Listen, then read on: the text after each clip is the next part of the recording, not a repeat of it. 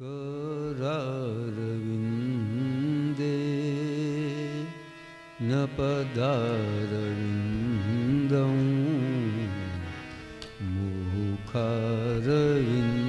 मुखारविन्दे विनिवेशयन्तं करारविन्दे न पदारविन्दं मुखारविन्दे विनिवेशयन्तं वटस्य पत्रस्य पुटेशयानं बालं मुकुन्दं मनसा स्मरामि वटस्य पत्रस्य पुटेशयानं बालं मुकुन्दं मनसा स्मरामि करारविन्दे न पदारविन्दं मुखारविन्दे विनिवेशयन्तं श्री कृष्ण गोविंद हरे मुरारे हे नाथ नारायण वासुदेव जिह्वे पिबस्वा मृत मेत देव दामोदर माधवेति करारविन्दे न पदारविन्दं मुखारविन्दे विनिवेशयन्तं विक्रेतु काम किल गोपकन्या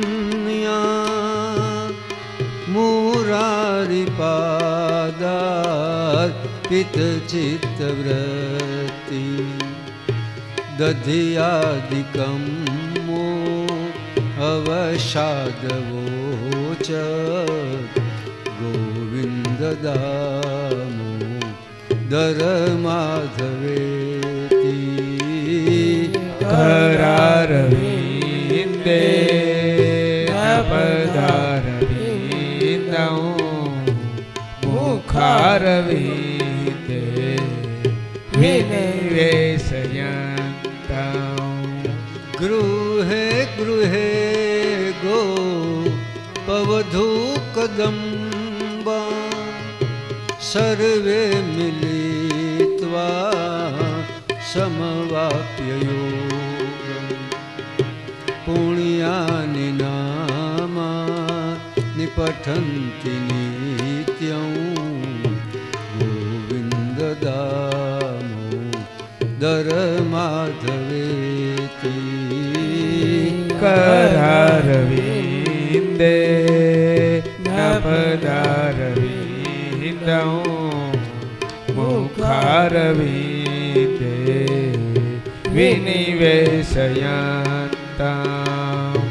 जिह्वे सदैवं भज सुन्दराणि नामानि कृष्णस्य मनोहराणि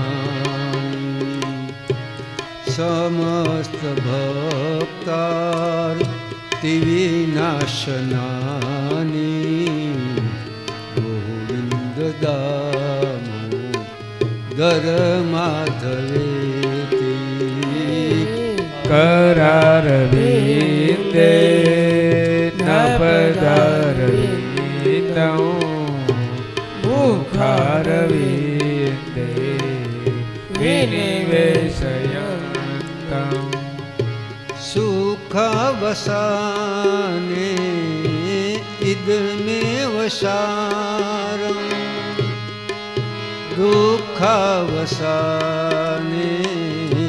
इदमेव ज्ञेयम् देहावसाने इदमेव जाप्यं गोविन्ददामोदर माधवेति करारविन्दे अपदारविन्दं मुखारविन्दे निवेशयन्तं गोविंद मेरी यह प्रार्थना है, बोलो न मैं नाम कभी तुम्हारे, निष्काम हो के दिन रात गाऊं गोविंद दामोदर माधवेति करारविन्दे अपदारविन्दं मुखारविन्दे विनिवेशयन्तं निष्काम हो के दिन रात गाऊं गोविन्द दामोदर माधवेति करारविन्दे अपदारविन्दं मुखारविन्दे विनिवेशयन्तं प्रभु नंद कुमारो में स्वामिनी वृषभानुजा कृतार्थोऽहं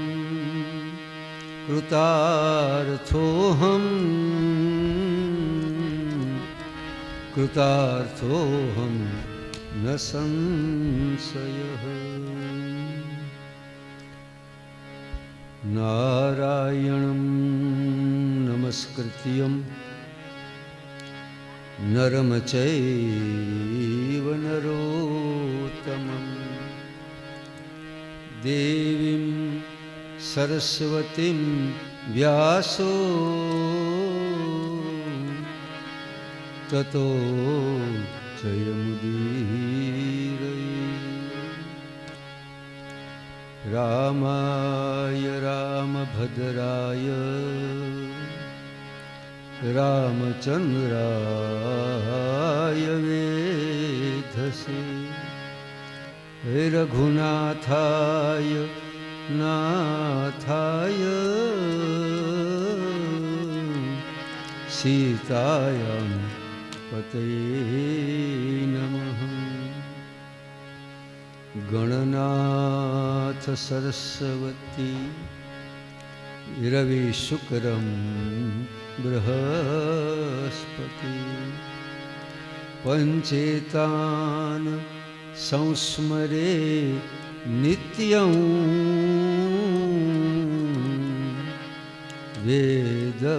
वेदवाणी प्रवर्तते वेदवाणी प्रवर्तते।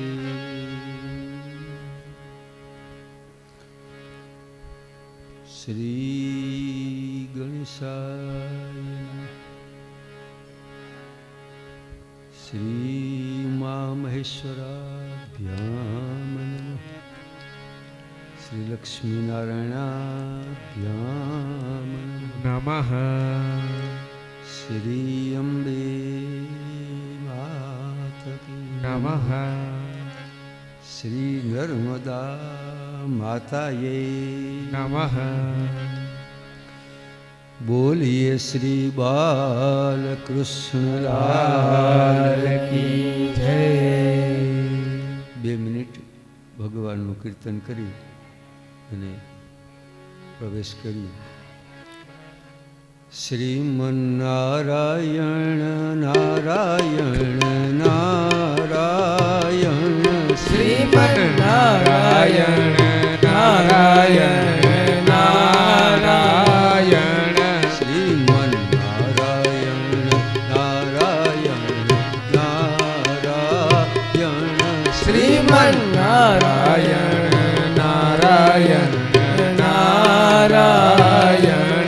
સત્ય નારાયણ નારાયણ નારાયણ સત્ય નારાયણ નારાયણ નારાયણ સત્ય નારાયણ નારાયણ નારાયણ સત્ય નારાયણ નારાયણ નારાયણ લક્ષ્મી નારાયણ નારાયણ નારાયણ લક્ષ્મી નારાયણ નારાયણ નારાયણ સ્વામી નારાયણ નારાયણ નારાયણ સ્વામી નારાયણ નારાયણ નારાયણ ભજમન નારાયણ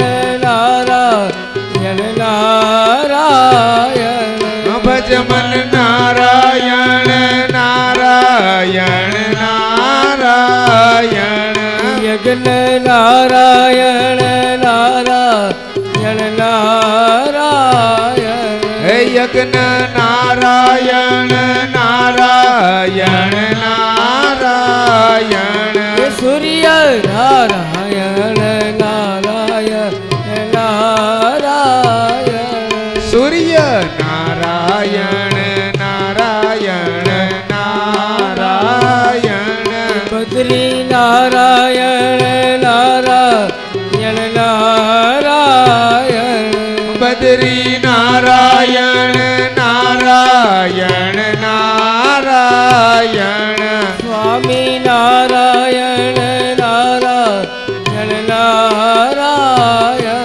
સ્વામી નારાયણ નારાયણ નારાયણ સત્ય નારાયણ નારાયણ નારાયણ સત્ય નારાયણ નારાયણ નારાયણ સ્વામી નારાયણ નારાયણ નારાયણ સ્વામી નારાયણ નારાયણ નારાયણ શ્રીમન નારાયણ નારાયણ નારાયણ શ્રીમન નારાયણ નારાયણ નારાયણ વિષ્ણુ નારાયણ નારાયણ નારાયણ વિષ્ણુ નારાયણ નારાયણ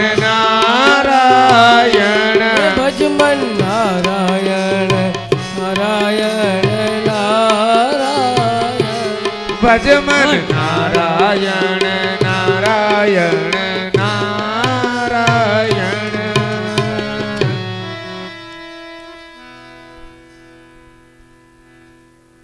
આપણી કથાનો ત્રીજો દિવસ અને પરમાત્મા નરસિંહ ભગવાન જે પ્રગટ થયા, જે હિરણ્યકશ્યપનું જેણે કલ્યાણ કર્યું, સુખદેવજી મહારાજ ત્યાંથી પ્રસંગને આગળ વધારે છે કે રાજન,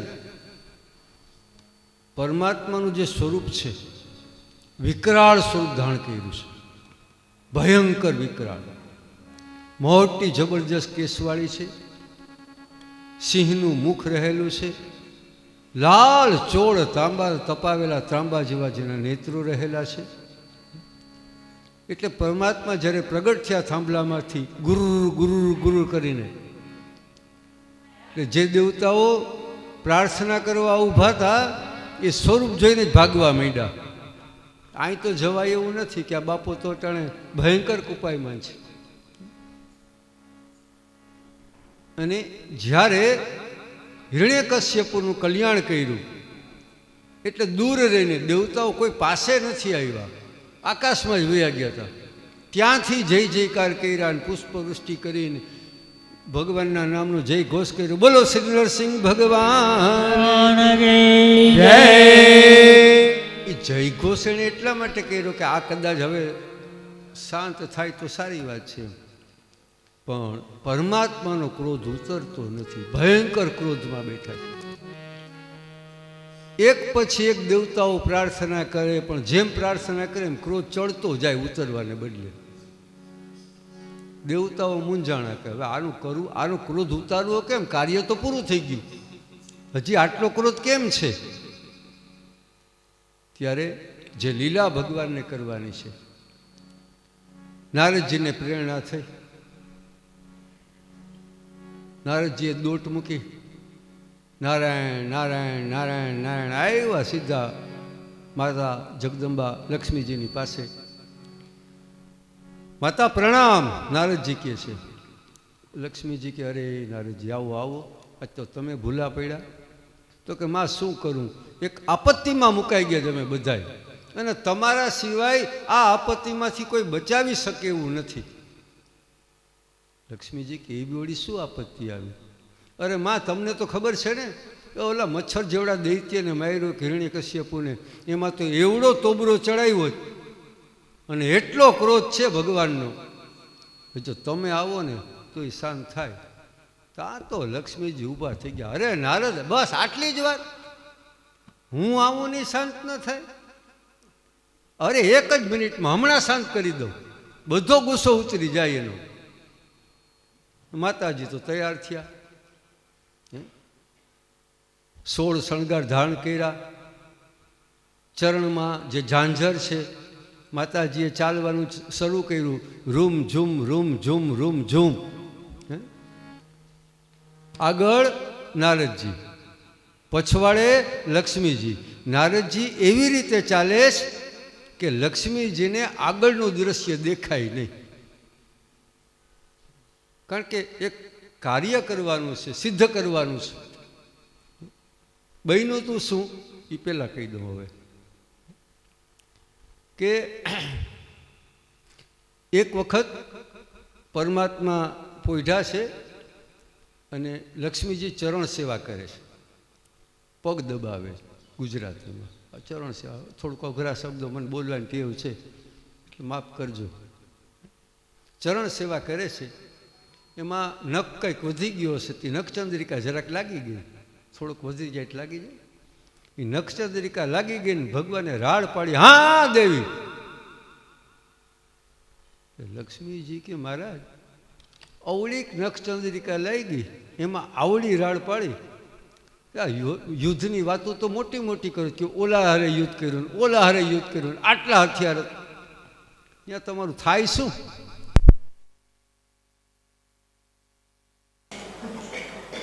પરમાત્માના કાર્ય સિદ્ધ કરવાનું. ભગવાને એમ કહ્યું લક્ષ્મીજીને કે દેવી એ સમયે સ્વરૂપ અલગ હોય, અત્યારે અલગ છે. લક્ષ્મીજી કે હવે વાતું જ કરો ખાલી ખાલી, આવું કઈ થોડું હોય તો સારું, બીજું શું? દર્શન કરાવવાના માતાજી. એટલે આગળ આગળ નારદજીને પછવાડે પછવાડે માતાજી રૂમ ઝૂમ કરતા ચાલ્યા જાય. અંતરિયામી જગતના નાથે જોયું કે આવે છે જગદંબા, અને જ્યાં એ આવે છે નજીક, પરમાત્માનું જે સ્વરૂપ વિકરાળ હતું એને થોડુંક વધારે જ્યાં વિકરાળ બનાવ્યું, અને હવે તો નારદજીને ડર લાગ્યો એટલે એકદમ એક બાજુ હટ્યા. અને જેવા નારદજી હટ્યા અને માતાજીની નજર જેવી ભગવાનની પાસે પડી ને માતાજીની રાડ ફાટી ગઈ, નારદ આ મારા પતિ ન હોય. આટલું સ્વરૂપ આવું તો મેં કોઈ જોયું નથી. આવું નાનકડું કાર્ય સિદ્ધ કરવું.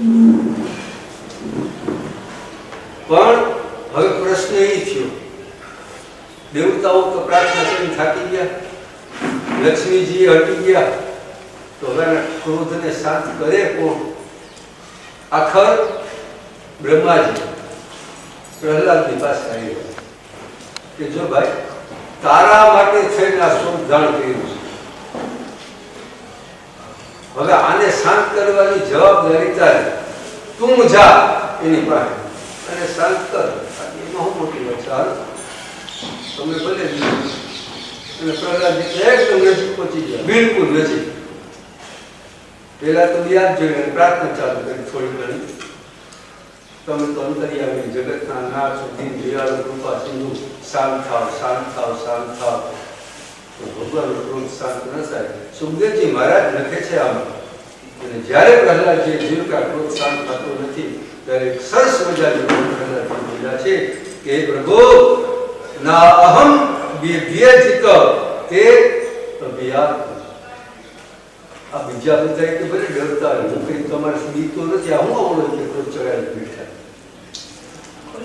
ચડાઈ નથી બીતો તમારાથી. એને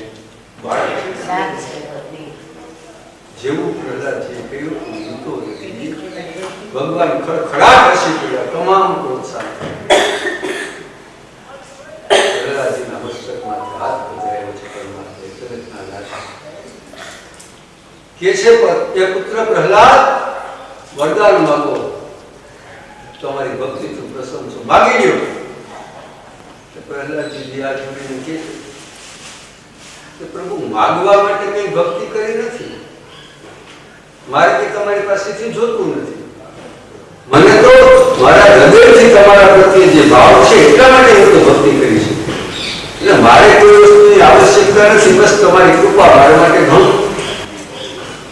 ફરી એકવાર ભગવાન આગ્રહ કરે છે કે ના ભાઈ કંઈક તો માગી લે.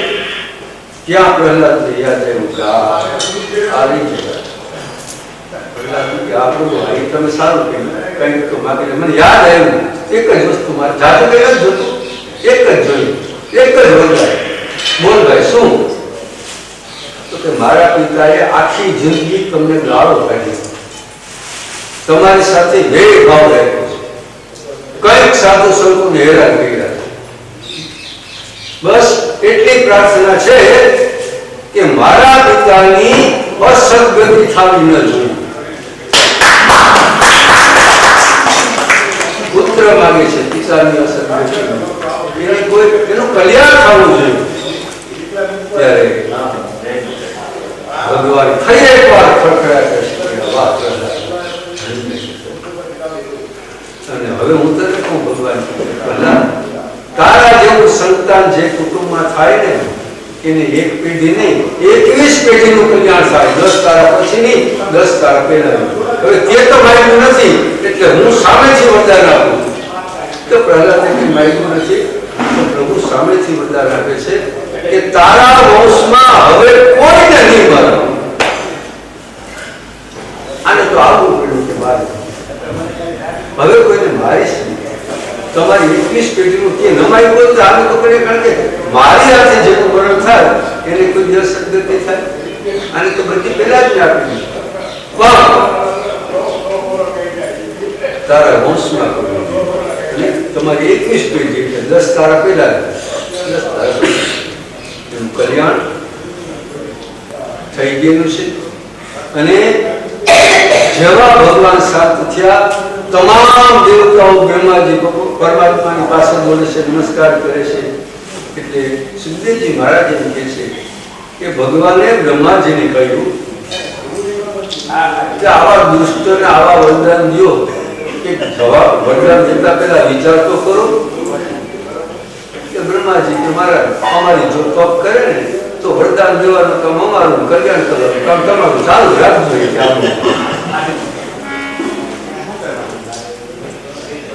નરસિંહ અર્ધ માણસ અર્ધ મનુષ્ય અર્ધ પશુ. એ કથા નારદજીએ યુધિષ્ઠિર રાજા પાસે કહી. સુખદેવજી મહારાજ અને પરીક્ષિત વચ્ચે જે આ વાત થાય છે, સુખદેવજીએ કહ્યું કે યુધિષ્ઠિર રાજાએ નારદજીની પાસે સવાલ કર્યો. આ કથા જ્યારે પૂરી થઈ ત્યારે યુધિષ્ઠિર મહારાજ નારદજીને કહે છે કે ભાઈ હું સમજી ગયું કે ભગવાન માટે કોઈ દુશ્મન નથી, નિંદા સ્તુતિથી પર છે. આ તો બધું સમજાવ, પણ હજી અમને કંઈક કહેવા જેવું કયો. અને ત્યારે સનાતન ધર્મ 4 આશ્રમ બ્રહ્મચર્ય, વાનપ્રસ્થ, ગૃહસ્થ, વાનપ્રસ્થ, એના ધર્મો નારદજીએ યુધિષ્ઠિર રાજાની પાસે કહ્યા છે. સનાતન ધર્મ વિશે ઘણી બધી વાતો આગળ આવી છે, આવતી જશે. એટલે અહીંયા સપ્તમ સ્કંદ એનું આપણે અર્પણ ભગવાનના ચરણમાં કરી પરિપૂર્ણ કરી પછી આગળ વધીએ.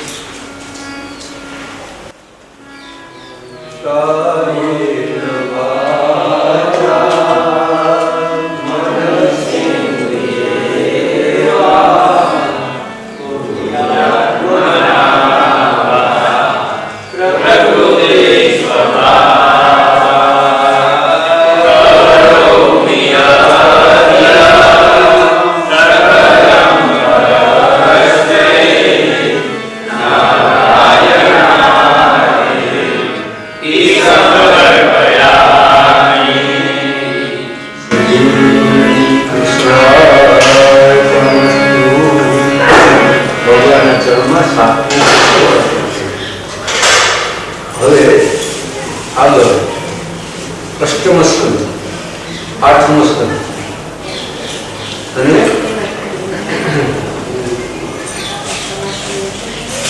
જેનું નામ છે મન્વંતર લીલા.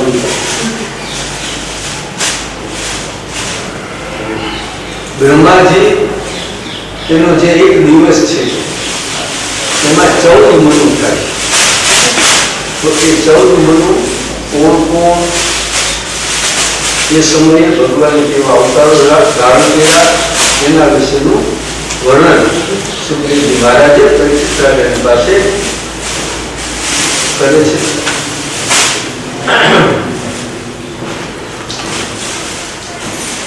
મન્વંતર લીલામાં પ્રવેશ પહેલા ફરી એકવાર ભગવાનને નમસ્કાર કરી પછી આગળ વધી.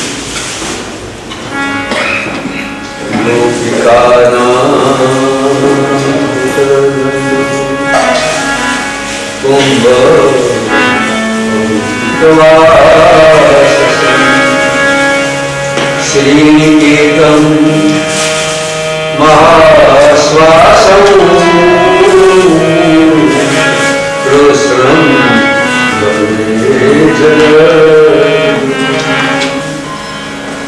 પરમાત્મા ચરણમાં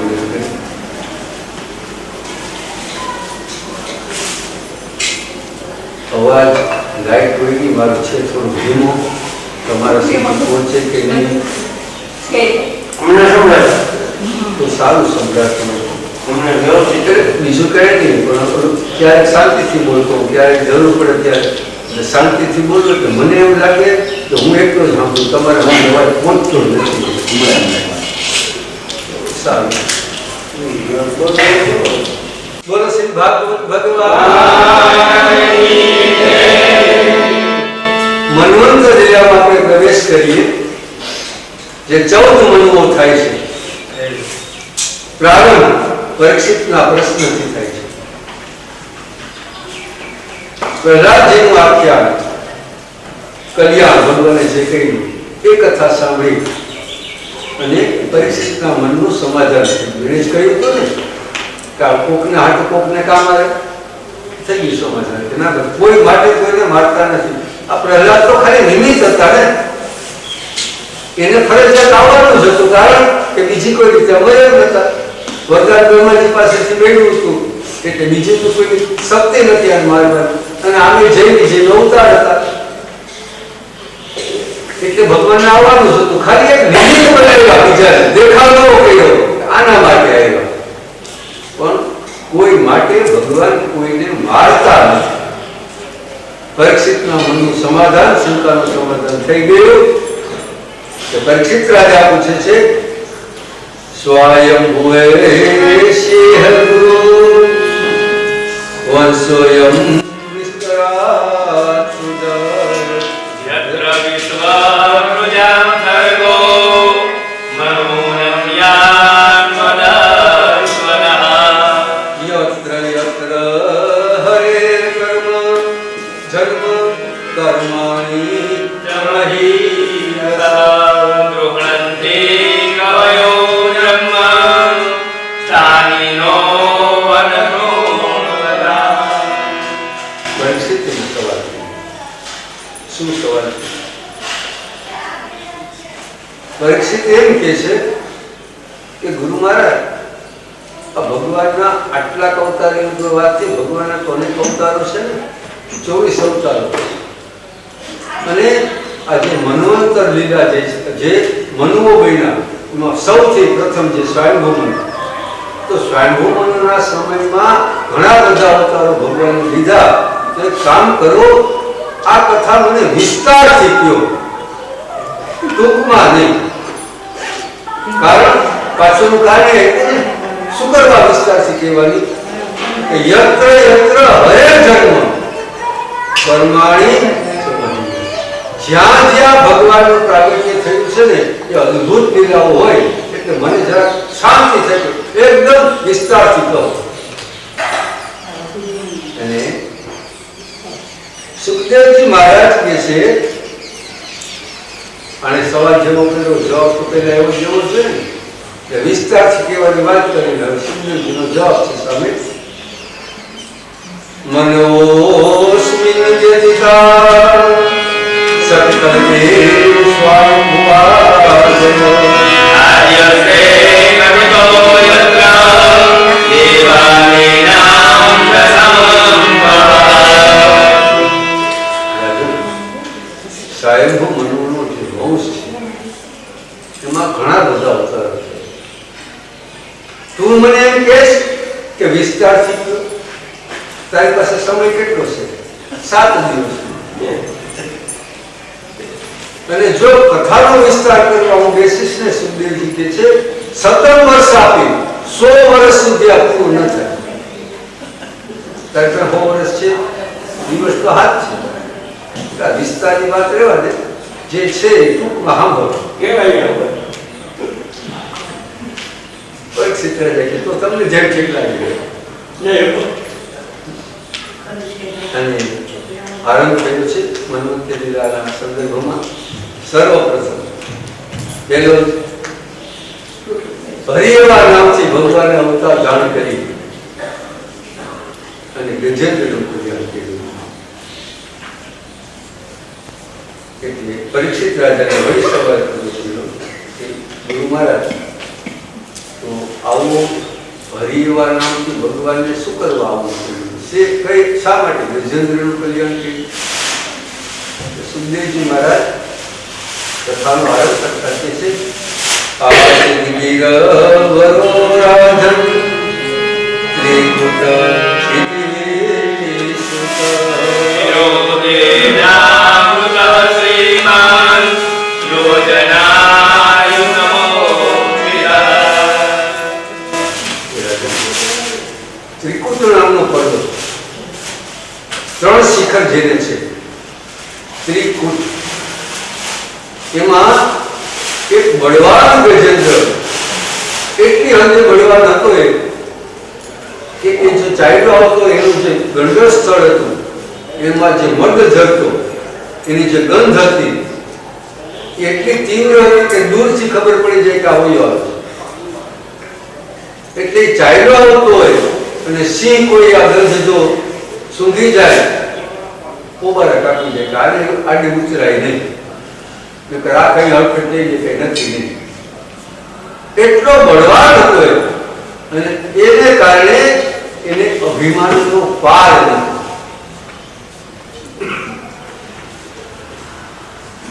ત્યારે એક વખત એના પરિવાર સાથે એ ત્રિકુટ પર્વતની તળેટીમાં ચાલ્યો આવે છે. સુંદર મજાનું સરોવર એક જોયું એટલે આખા પરિવાર સાથે તરત જ સરોવરમાં પાણી પીવા ઉતર્યા. એક ભેંસ અને એક હાથી, આ બેની એક ખાસિયત છે કે જો નદી કેવું હોય ને સરોવર કે તો એ પાણી પીશે ઓછું, ઉતરશે પહેલા. કારણ કે પાણી પીવા માટે ઉતરવું જરૂરી નથી, પણ પાણી દેખે એટલે ઉતરી જાય. તો હાથી છે એ પાણી પીશે થોડું થોડું, પણ સરોવરમાં અંદર ઉતરી એના સ્વભાવ પ્રમાણે સૂંઢમાં પાણી ભરી ભરી અને એકબીજાની માસે ઉડાડે. જેને કહેવાય રમત કરે, આનંદ મગ્ન બની જાય પાણી એટલે ગજેન્દ્ર ઉતરો પાણીમાં, પરિવાર ઉતરો, સૂંઢમાં જળ ભરી ભરીને એકબીજાની પાસે મૈડા રેડવા, અને એ જ સમયે પાણી મીંડું દોડાવવા, આટલા બધા ઉતરાવો. એટલે તળાવમાં જે સરોવરમાં એક મગરમચ્છ રહેતો હતો, કે પાણી જ્યારે દોડાડું, મગરમચ્છે જોયું કે મારા ઘરમાં કોણ આવ્યું, મને પૂછ્યા વગર એકદમ બહાર નીકળ્યા, જોયું તો હાથીને પરિવાર. એટલે મગરમચ્છે આ જે હાથી હતો, ગજેન્દ્ર હતો, સૌથી મોટો હતો, એનો પગ પકડ્યો, અને પગ જ્યારે પકડાણો ત્યારે ગજેન્દ્રને થયું કે કોકે મારો પગ પકડ્યો, એટલે ક્રોધ આવ્યો, પોતાનું બળ માંડ્યો અજમાવવા, પણ હાથીનું જોર જમીનમાંથી આવે અને જળમાં મગરનું જોર આવે, એટલે એના જોરે કઈ કામ કર્યું નહીં. મગર ધીમે ધીમે હાથીને જળમાં, ઊંડા જળમાં ખેંચવા માંડ્યો. હાથી રાડ માંડ્યો થવા, બચાવો બચાવો, પરિવારને બધાને કે બચાવો. પરિવારજનોએ થોડીક વાર મહેનત કરી, સમજા હવે આમાં આપણું કઈ કામ છે નહીં, એટલે હળેરાડ બાઈડ બધા. હાથી કે ભાઈ કેમ? તો કે ભાઈ હવે અમે આમાં કઈ કરી શકીએ એમ નથી, તમને ઠીક લાગે એમ કરો.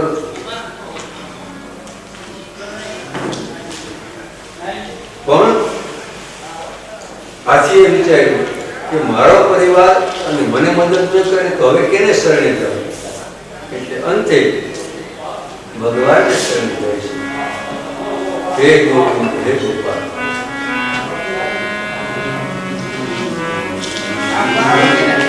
પરમાત્માની સ્તુતિ કરે છે.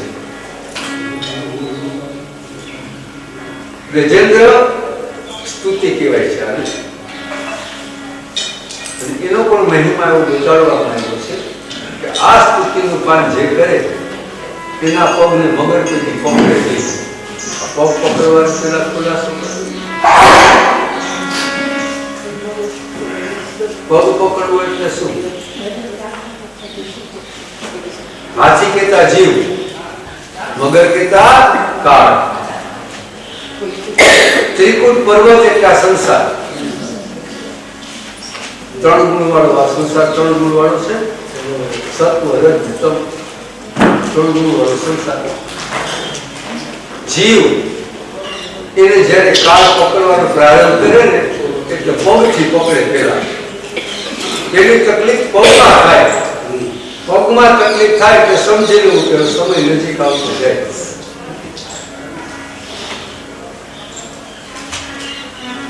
આ બહુ જૂના જમાનાની વાત થઈ ગયો, તો મૂંઝાતા નહીં કોઈ. આ તો સુખદેવજીને ખબર નહીં હોય કે આ વખતે હવે પૈકમાં નહીં થાય, કારણ કે અટાણે તો પગમાં ગમે તકલીફ થયો, દવાખાના તૈયાર જ છે.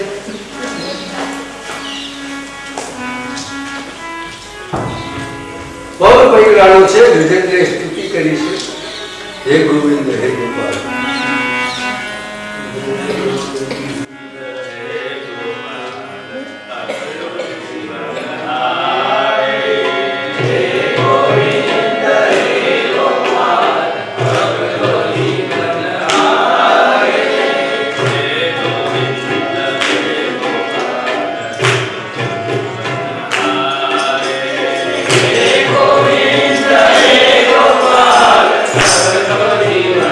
Hare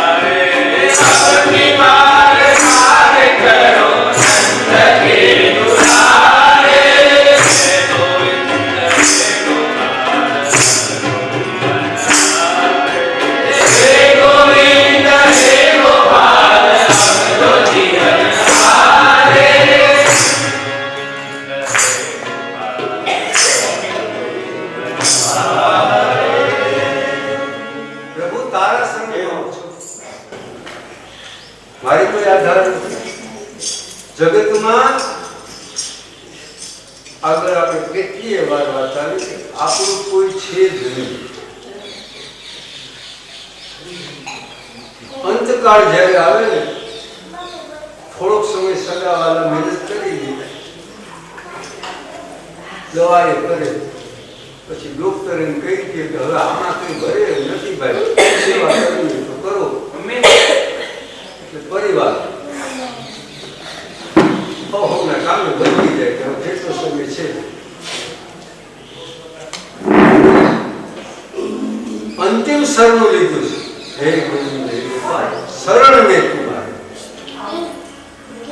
પવિત્ર જીવન આવ્યા, હવે કરવાનું શું? મારે તારા શરણમાં છે. હાથી જળમાં ખેંચાવા માંડ્યો છે. સ્તુતિ પૂરી થઈ, પ્રભુ પધાર્યા નથી. કેમ? તો કે જે તાલાવેલી હોય છે દર્શન કરવાનું, એ જ્યાં સુધી ન થાય ત્યાં સુધી દર્શન થાય નહીં. એક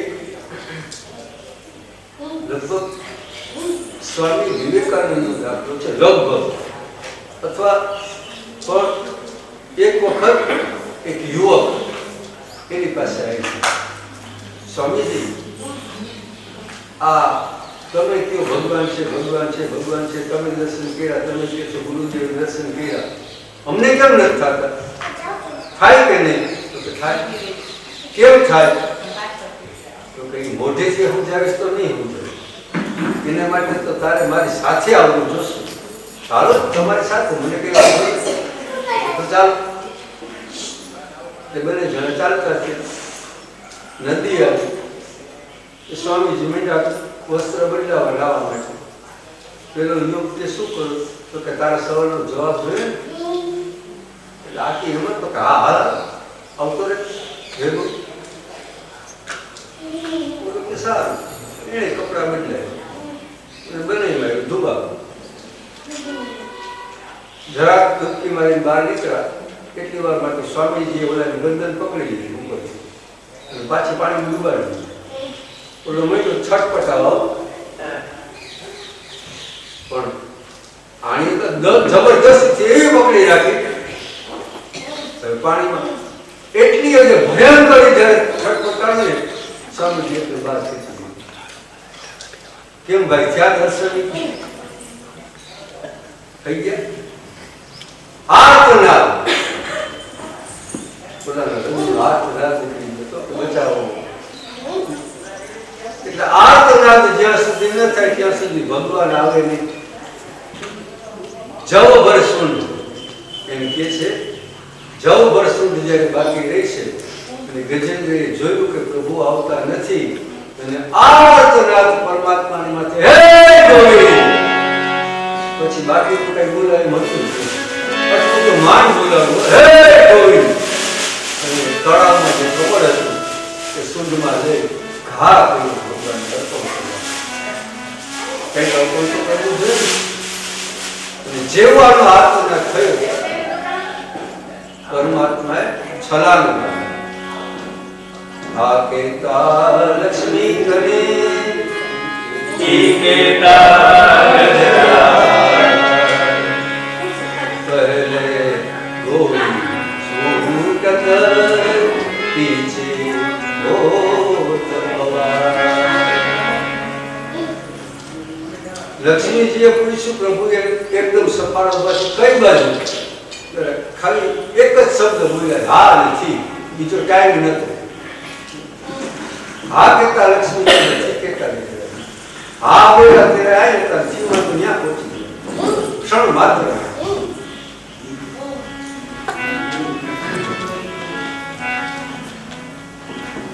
જવ ભર શુદ્ધ બાકી હતી. પરમાત્માએ શુદ્ધ પકડી બહાર ફેંક્યા. એક સાથે બે એટલો ગજેન્દ્ર નથી પેલો વગરે, કારણ કે પગ એમને એમને એના હુકમમાં પગ છે આનો. અને પરમાત્માએ મગજ સહિત એને બહાર જયારે ખેંચ્યા ત્યારે શુદ્ધ સુદર્શન ચક્ર દ્વારા મગરનું કલ્યાણ થયું. ભગવાનના સ્પર્શ વડે કરી ગજેન્દ્રનો પણ ઉદ્ધાર થયો, એટલે કે દિવ્ય સ્વરૂપ પ્રાપ્ત થયું. મગરને પણ દિવ્ય સ્વરૂપ પ્રાપ્ત થયું. પહેલા તો એ વાત પૂરી કરી પછી આગળ વધ્યું કે બંને કોણ હતા?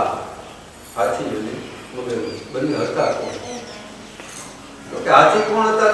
ઇન્દ્રદ્યુમ્ન નામના રાજા એ વનમાં તપશ્ચર્યા કરવા માટે આવ્યા, વાનપ્રસ્થ આશ્રમ લઈ લીધો. ત્યારે એણે એક નિયમ લીધો કે મૌન રહેવું, બોલવું નહીં. અને આગળ એમ કહ્યું હતું કે નિયમ લેવો એ સહેલો છે, પાળવો ને એ અઘરો બહુ છે. ગમે તેવી પરિસ્થિતિમાં જો નિયમને વળગી રહે તો જ નિયમ કામ. સવારે આપણે કહી ગયા ને બાધા બાધા,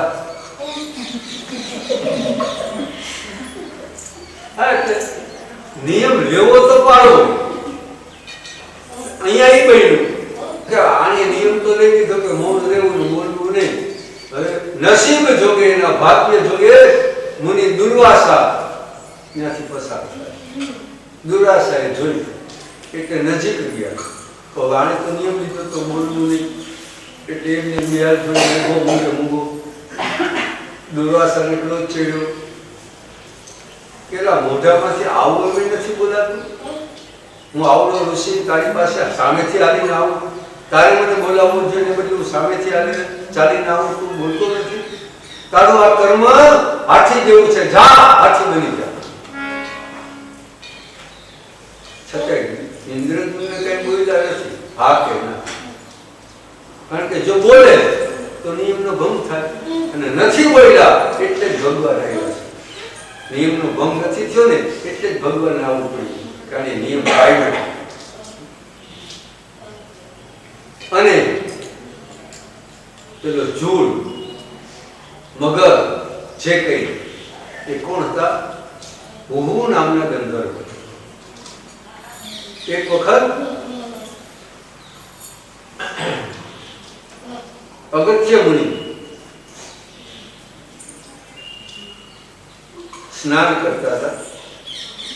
આ ગંધર્વે ત્યાં આવ્યો, જોયું એને હાલમાં મસ્કરી કર્યું. એટલે જળમાં અંદર ઉતરી અને આના પગ પકડ્યા. જ્યાં પગ પકડ્યા કોની રાડ ફાટી ગયો, કારણ કે એને મગરે પગ પકડ્યો. કારણ કે બહાર નીચે ખડખડાટ ઠંડો હસવા, અને જેવો એ બેસ્યો અને ઋષિ પોપાએ માન થઈ ગયા, તારું કૃત્ય મગર જેવું છે, માટે જા મગર બની ગયા. અને જેવો શ્રાપ દીધો એટલે આને ભૂત સમજાય ગયું કે મસ્કરી કરવી તો સમજીને કરવી.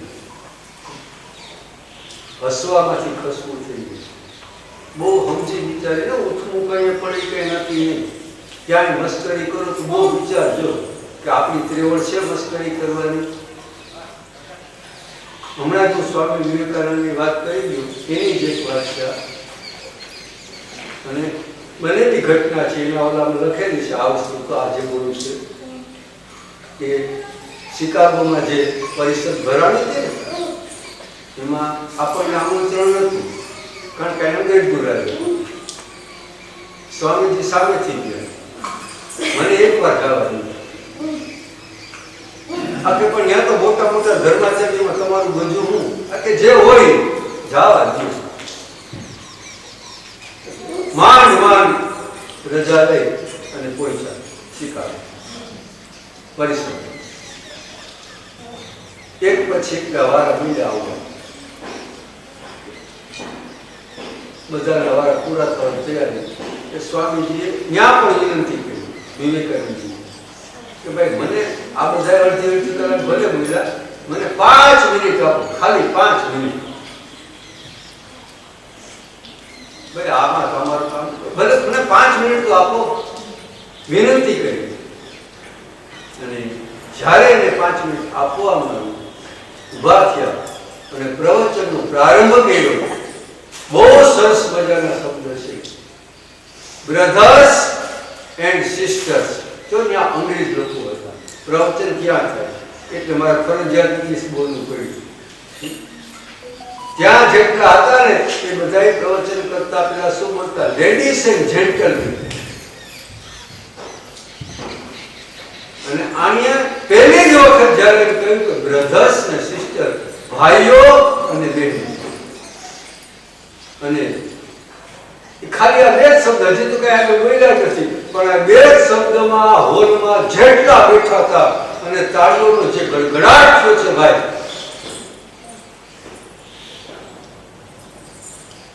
એ પછી તો 5 મિનિટમાં વિવેકાનંદ સાબિત કરી દીધું કે સનાતન ધર્મ શું છે. પણ એ સાબિત થયું એટલે પ્રશ્નોત્તરી જ્યારે ચાલુ થઈ,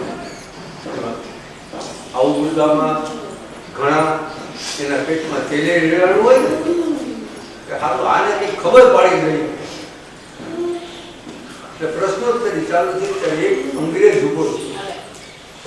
સ્વામીજી, મારે તમને એક સવાલ કર્યો. શું? જો એ સ્વામીજીને ખબર પાડી દેવા માટે ઉભો છે, અને સવાલ એટલા માટે કરે છે કે આ તમારા હું ધીમે પ્રવચન કરું બાકી તમે અમારા ગુલામ એમ, એટલા માટે સવાલ કર્યો. બોલ ભાઈ, તારો સવાલ શું છે? સ્વામીજી, મારે જાજુ નથી પૂછવું, મારે ખાલી એટલું જ પૂછવું કે અમે અંગ્રેજો જેટલા અમારા દેશમાં જેટલા છે એ બધા અમે એક સરખા ધોળા, અને તમારા હિન્દુસ્તાનમાં કોઈ કાળા ને કોઈ લાલ ને કોઈ આવા કાબર ચિત્રા ને આ બધા અલગ અલગ. આમ કેમ? શું કરવા સવાલ છે ખબર પડી ગઈ. પણ આ તો વિવેકાનંદ સામે સમજી ગયા, એક જ ક્ષણમાં સમજી ગયા. એટલે બહુ સરસ જવાબ આપ્યો વિવેકાનંદ કે જો ભાઈ, ઘોડા હોય ને એ બધા અલગ અલગ રંગના હોય, ગઢેડા હોય બધા,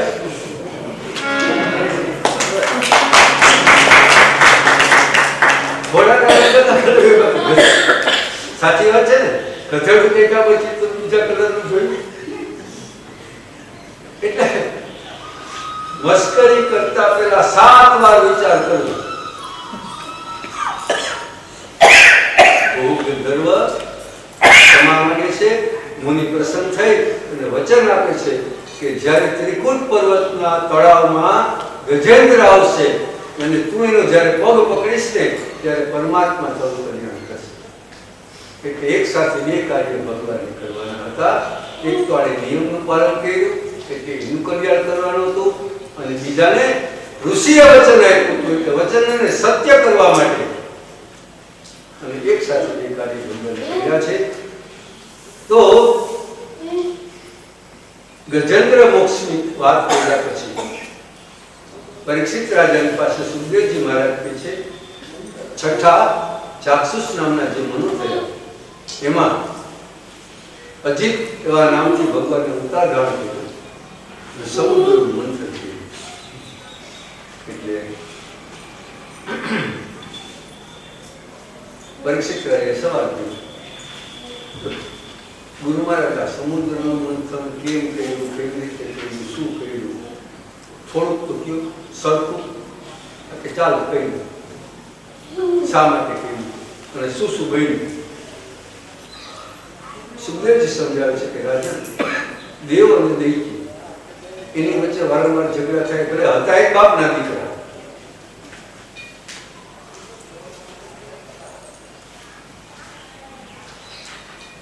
એક બાપના દીકરા હોય ને તો ઝઘડા થવા સ્વાભાવિક છે, બહુ સ્વાભાવિક છે, એમાં કઈ નવાઈ નથી.